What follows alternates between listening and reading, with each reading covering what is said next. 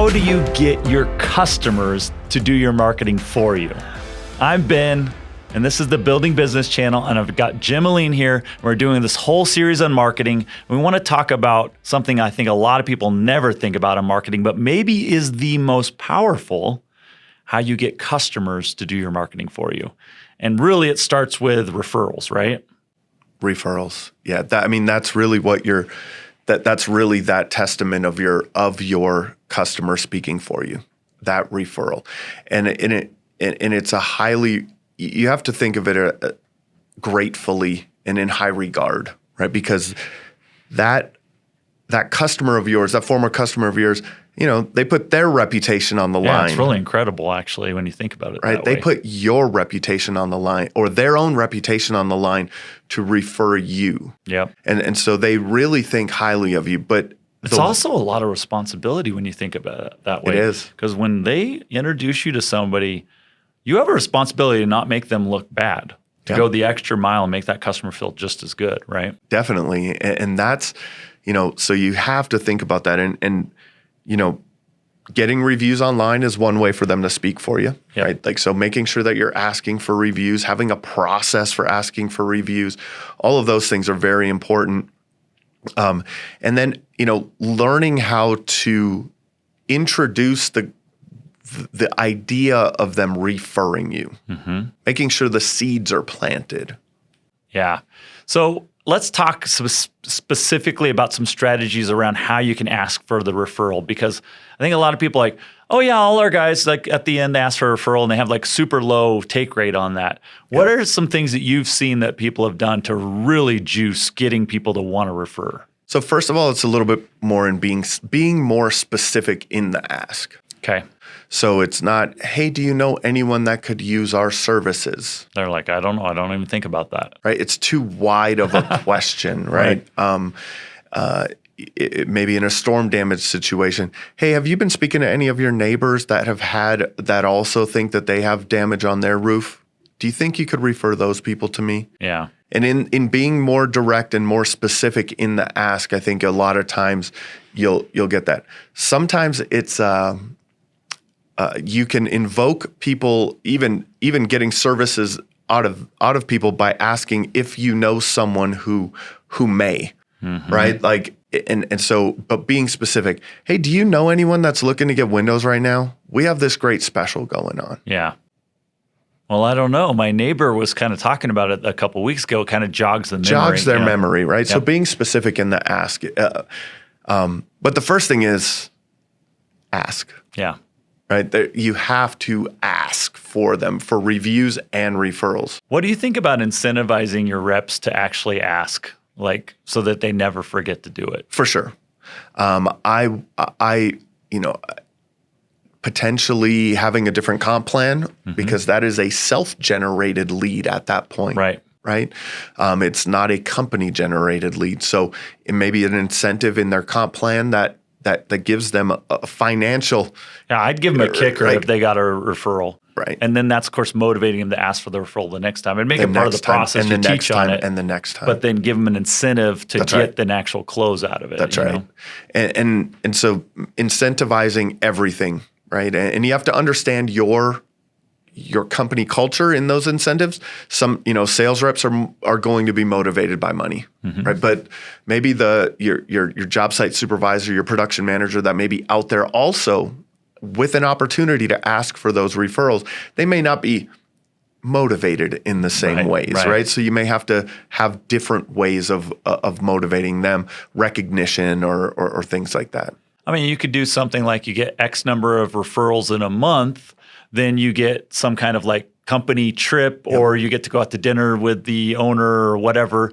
Those things a lot of times mean more for sales. It's like totally, they're just coin operated, that's great. Yeah. But other people may need other ways, like you're talking about, to be excited about it. Okay, so you got a referral process, you're working through that. Now, the review side I think is really interesting, because I've heard some clever things that people have done with reviews over time. I mean, first thing is you got to ask for the review too. But is there a certain right way to ask for the review? What I've learned in dealing with all the contractors we do and all the episodes of the podcast that I've done and things like that, and talking to contractors about how they are doing this, the perfect formula seems to be to build it in from the earliest point in communication with the customer as possible. We're going to do a great job, and when we do, we hope that you'll give us a review type thing. That's right. So even on the appointment set. Wow. Right? I don't see a lot of people doing that right now. Not a chance. I know a company down in the DFW area that I learned this from. They do it. Their CSRs insert the idea of a Google review in the appointment set. Yeah. Then when the salesperson is at the kitchen table and that contract is being signed, Mr. and Mrs. Homeowner, if we do a good job for you, would you be willing to leave us a review on Google? It really helps other people to understand the quality of work that we do. Do you know that people trust reviews on Google as much as a friend or family member? Mm-hmm. If we do a good job for you, would you be willing to leave us that review? I promise you they will. 99.983% of the time, I'll do my math this time. Yeah, exactly. They will say yes. Yeah. But only if we do a good job for you, right?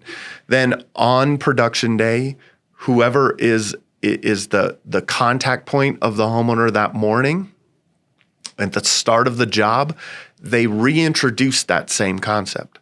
Hey, Mr. and Mrs. Homeowner, you were with Ben at the kitchen table, and you told him that you would be willing to leave us a review on Google if we did a good job. Yep. You see how we're covering your rose bushes here? You know, we got picked up the nails. We're picking up the nail. Like we have everything in place. We're ready to go. You know, we're going to take care of you. We promise to take care of you. Do you promise to leave us that review still? Yep. Yes. Great. Now at the time of peak happiness. Yep. When they're most likely to be willing to give you something. Yep. Doing that final walkthrough, maybe not on picking up the final check, maybe, but right. Yeah. But doing the final walkthrough. Hey Ben, at the kitchen table, you told us that you'd leave us a review this morning or 3 days ago when we started the project. You're driving commitment with this. You're driving commitment. Yeah. You still willing to leave us a review on Google? They almost look bad if they said no, or they don't follow through at that point. But they will say yes again. Exactly. But here's where the magic happens. Can you do that for me now? Yeah, exactly right. That's the key. The ones I've seen that are really crushing. Can you please go and do that for me now? No. Exactly. They go and they do it right then. And it's not like you're like overlooking them, but they're like, oh yeah, you're right. I'll forget to do this if I don't do it right now anyways. And they feel like they're doing a service for you. Now, I heard about something recently. I thought, this is so smart.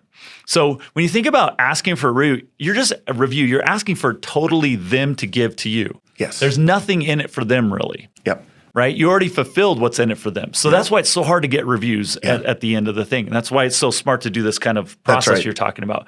But one of the people I was talking to had this great idea. He said, we got a tip for our team, like a monetary tip for our team. And if they can get a review from you, they all get a tip and it comes from you in the way that they get bonused on this job. So now the homeowner's going, well, I'm going to give them a great review. They were great anyways. Yep. And I'm doing so good. I'm giving them a tip just by putting 5 minutes in.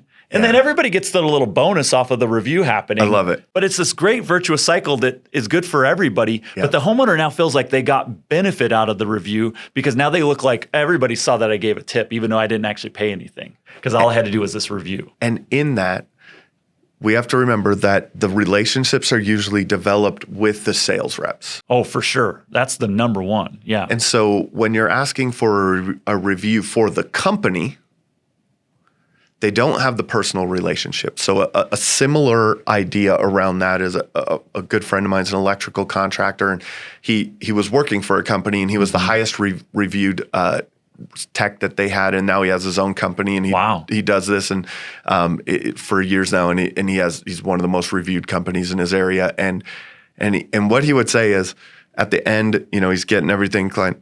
Hey, Mr. and Mrs. Homeowner, my company will buy me lunch if I get a review with my name mentioned in it. Would you be willing to buy me lunch? Yeah.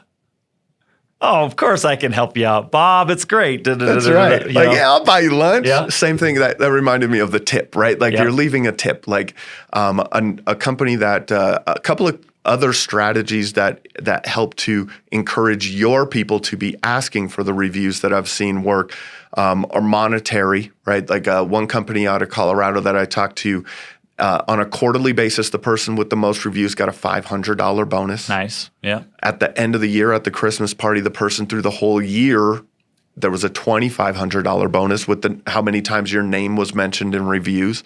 Boy, that is just creating the right culture right That's there. right.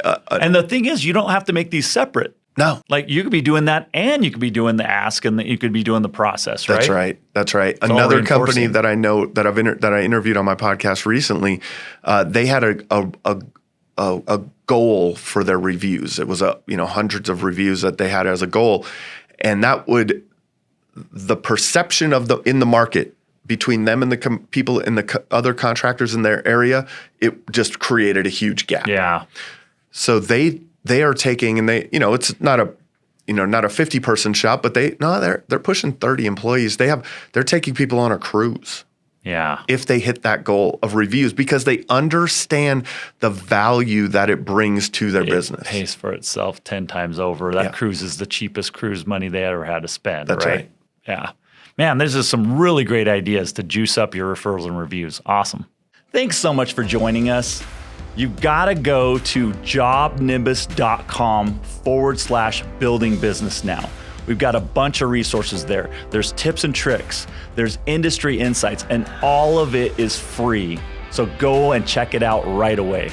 Job Nimbus is the best software tool to get you more organized, more efficient, and frankly, to give you your life back so you can have some life balance as you run your business. For more information about roofer marketers, go to roofermarketers.com and get a copy of our free book, The Best Known Roofer, the omnipresent framework for your roofing company.